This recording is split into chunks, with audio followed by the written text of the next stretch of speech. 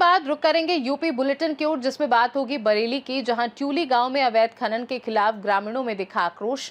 आगे बात करेंगे फर्रुखाबाद की, जहां कुलवंती हॉस्पिटल में इलाज के दौरान महिला की हुई मौत, परिजनों ने काटा बवाल। आइए ऐसी तमाम खबरों पर विस्तार से डालते हैं नजर।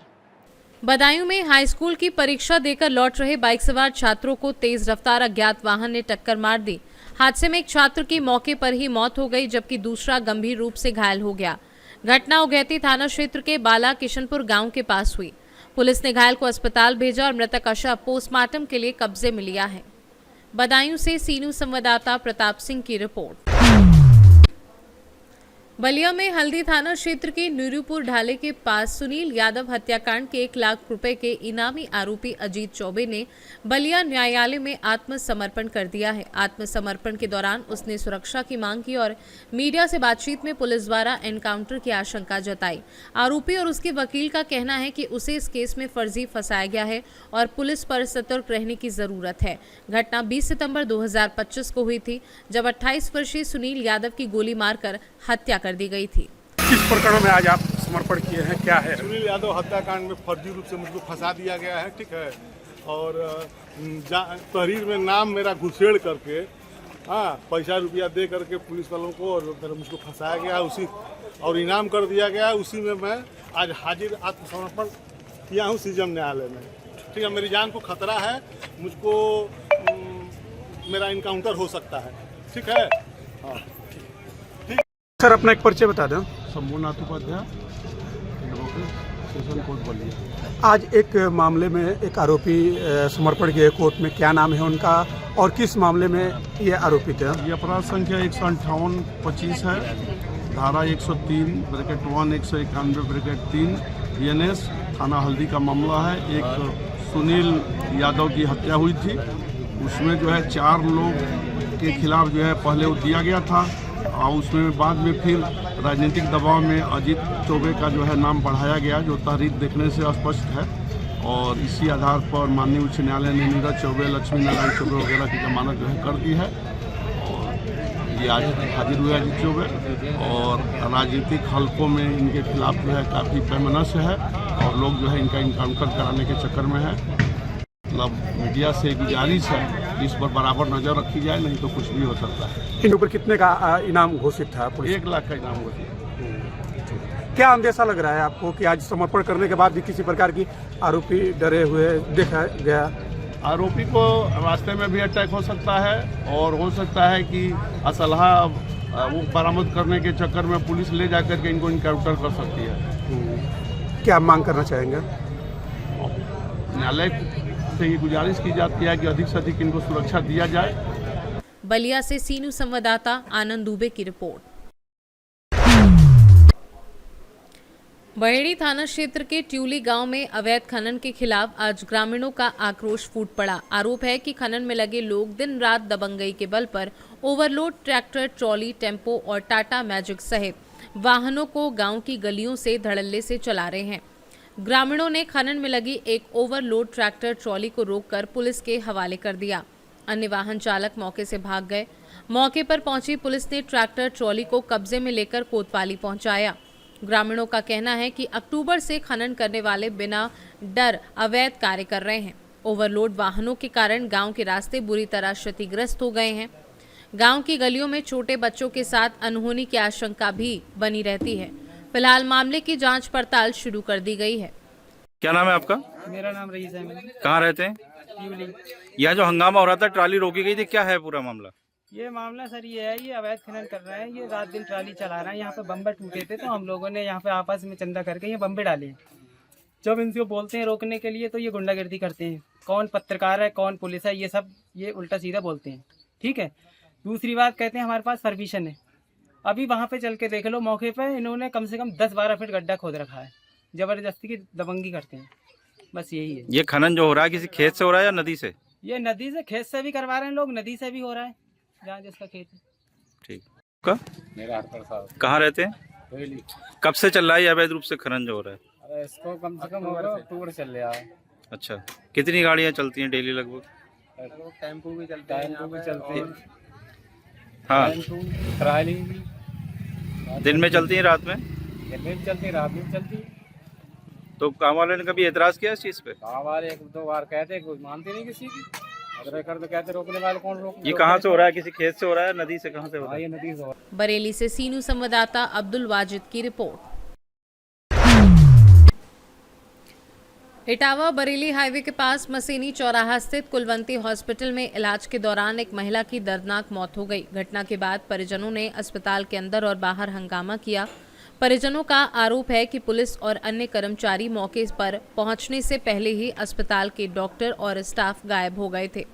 पुलिस फोर्स के मौके पर आने के बाद ही हालात को नियंत्रित किया जा सका। परिजनों का गुस्सा अभी भी बरकरार है। मृतका के भाई सौरभ कश्यप ने बताया कि उनकी बहन ने 3-4 दिन पहले बच्चा जन्मा था। अचानक तबीयत बिगड़ने पर रात में उसे उसी हॉस्पिटल में लाया गया जहां बच्चे का जन्म हुआ था।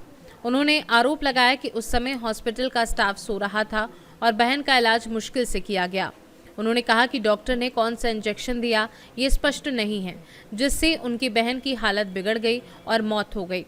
परिजन मृतक का शव सड़क पर रखने का प्रयास कर रहे थे। माता जी आपका? हमारा नाम सावित्री देवी कश्यप है। अच्छा, ये सावित्री कौन थी आपकी? हमारी बेटी थी। बेटी क्या हुआ था? राखी कौन थी आपकी? राखी कश्यप मेरी बेटी है। क्या हुआ था इसे? हमारी बेटी शाम को जब बोली 2:30-3 बजे कि मम्मी हमें एक हल्का हमारा बीज आई तो कहीं हमें कुछ दिक्कत लग रही, कहीं हमें घूमनी लग रही, तो हमने कहीं हॉस्पिटल चली जाओ तो विजय हमारे मुँह घर से चल कर आई। बाद में सांस में दिक्कत आई, सांस में इनके बाद सांस की कोई चीज ना आई तो इन्हें फंसी क्यों लो भाई। अब इन्हें फंसी करके बाद लगाए थे, सांस रोक दे, ब्रीदिंग रोक दे, ट्रेन बाके मुँह से फंसुका हमारी दीदी को 2-2:30 बजे कुछ नेका दिक्कत हुई। नेका जैसे कि ब्लीडिंग नेका तो डिलीवरी होती है, सभी को नेकाद होती है, बस वही प्रॉब्लम हुई। हम ले को आए तो उसने कहा ने यहाँ पे बताई आके, तो उसने एकदम मतलब ऑक्सीजन तो नहीं लगाई, 8 इंजेक्शन इतने बड़े लगा दिए उसके, 8 इंजेक्शन इतने बड़े लगा दिए और फिर बाद में गैरेज के तो सांस चलना बंद हो गई। फिर उसे ऑक्सीजन के लिए नीचे ले गया, खींच के आपको दिखाएंगे, चल के देख लीजिए कितने नीचे से खींच के ले गया। उसका पेट हलल गई, पूरा पेट इतना बड़ा हो गया और पेट इतना बड़ा हुआ तो पता उसके नाक मुँह से इतनी जोर पानी आने लगा। हम पहुँचते थक गए। डॉक्टर क्या कह रहा सही हो जाओगी, कुछ नहीं है राखी, ठीक हो जाओगी। अब उसके मुँह से इतना पानी आ रहा, हम पहुँच रहे तब भी उसके ऑक्सीजन लगा, तब भी इसने वो कहीं भेजा नहीं उसे, वो दूसरे हॉस्पिटल में। जब वो बिल्कुल बेकार कर दी तब करे ले जाओ यहाँ से, वो माया हॉस्पिटल भेजो। माया हॉस्पिटल वाले से बात कर ली इसने, और पता सर क्या कही इसने कही डॉक्टर वाले माया हॉस्पिटल वाले से कही अब उसे भर्ती मत करना, उसे डॉक्टर से भी बात उससे करके बाहर करवा दो। पहले उसने अंदर कर दो, फिर उसने बाहर करवा दो कि अब उसे बाहर कर दो, उसे घरे जाने दो, कुछ नहीं उसे, अब कुछ नहीं है उसके। इसी डॉक्टर ने कहा उसके कुछ भी है नहीं कुछ ना, बिल्कुल सब कुछ उसकी सब नवा सब चली गई थी सर, कुछ भी नहीं रह गई थी उसका। और कह रहे पड़ा है 8 इंजेक्शन इतने बड़े सर लगा दिए, बता क्या करें। बिल्कुल हम अच्छी खासी अपनी बहन लेके आए थे सर। नाम भैया सौरभ कश्यप। ये राखी कौन थी? ये हमारी सिस्टर हैं सर। क्या होगा था? सर इनकी ये अभी 8-10 दिन पहले डिलीवरी हुई थी, तो बच्चा अभी सही हुआ, नॉर्मल हुआ, और जो मतलब सही थी। और अभी जो इनकी कल जो तबीयत रात में बिगड़ी, उनको उल्टी आ रही थी, तो हमने कहा इस अस्पताल में डिलीवरी हुई, अस्पताल हम लोग ले जाएंगे, इलाज करवाएंगे, सही हो जाएगी। तो हम यहाँ पर अस्पताल में लेके आए तो यहाँ पर जितने कर्मचारी स्टाफ थे सब सो रहे थे। कौन सा हॉस्पिटल है भैया? अब जे कुलवंती हॉस्पिटल है मदीनी चौराहे पे, देख लो आप इसको, वीडियो बना लो जरा। एक कुलवंती हॉस्पिटल है मदीनी चौराहे पे। तो हम लोगों ने कहा, तो इन लोगों ने देखा होगा, उठाया मरीज, ये सब मतलब स्टाफ पूरा सो रहा था। सोते हम लोग आए, मेरा भाई आया था, तो उसने कहा भाई मेरा मरीज आया है, इसको उल्टी आ रही, दिक्कत हो रही है। तो इन लोगों ने एक इनके जो अंदर जो रास्ता वो है, तो वो अंदर जो अंडरग्राउंड बना हुआ है, हाँ बोलो, उसी में ले गए अंदर, और होने पे दवाई चलाई हुई है, और ऑक्सीजन सिस्टम वहाँ पे चालू नहीं है इनका कोई भी, और इन्होंने पता नहीं कैसे इंजेक्शन लगाए, और मेरी बहन की तबीयत खराब हुई। और तो जो लोगों ने कहा कि कानपुर ले जाओ, फिर कहीं कानपुर, हमने कहा कानपुर तो बहुत दूर है, कितनी जल्दी मेरे पैसे ले जाएंगे। तो इन लोगों ने माया हॉस्पिटल में शिफ्ट किया, वहाँ लेकर वहाँ से भी मना कर दिया, और लोहिया में जब लेके आए हमारी बहन की डेथ हो गई। मौत कब हुई थी भैया? मौत ये सुबह के टाइम पे हुई है, 5 या 6 बजे, पूरा टाइम कंफर्म नहीं है। कहाँ बहन रहती कहाँ थी? बहन हमारी जो इटावा जिला उसरा आ रहा है वहाँ रहती थी, तो जो यहाँ कोई काम लगा हुआ था घर पे, तो आई हुई थी, तो उनकी डिलीवरी थी, घर वालों ने रोक लिया, तो कहा यहीं सही हो जाएंगी। तो इसलिए इनके बहन की डिलीवरी हुई थी, बच्चा सही है? बच्चा बिल्कुल सही है, नॉर्मल डिलीवरी हुई है, बहन भी सही थी, और जो हम लोग इन्हें लेकर आए हैं तो हमारी बहन है, वो संग अभी चल के आई अस्पताल में। यहाँ इनके कैमरे लगे हुए हैं, आप कैमरे चेक करवा लीजिए, पता नहीं इन लोगों ने कैमरे बंद कर रखे हैं या चल रहे हैं, मुझे मालूम नहीं है। और बहन चल के, जिसे पुलिस ने रोक दिया है। फर्रुखाबाद से सीनू संवाददाता आदेश कुमार शर्मा की रिपोर्ट। जालौन के कुठौन थाना क्षेत्र के पारेन गांव में यमुना नदी में नहाने गए कुलदीप नामक युवक का डूबने से निधन हो गया। कुलदीप ने अपनी बहादुरी दिखाते हुए 3 साथियों को सुरक्षित बाहर निकाला, लेकिन खुद गहरे पानी में फंस गया।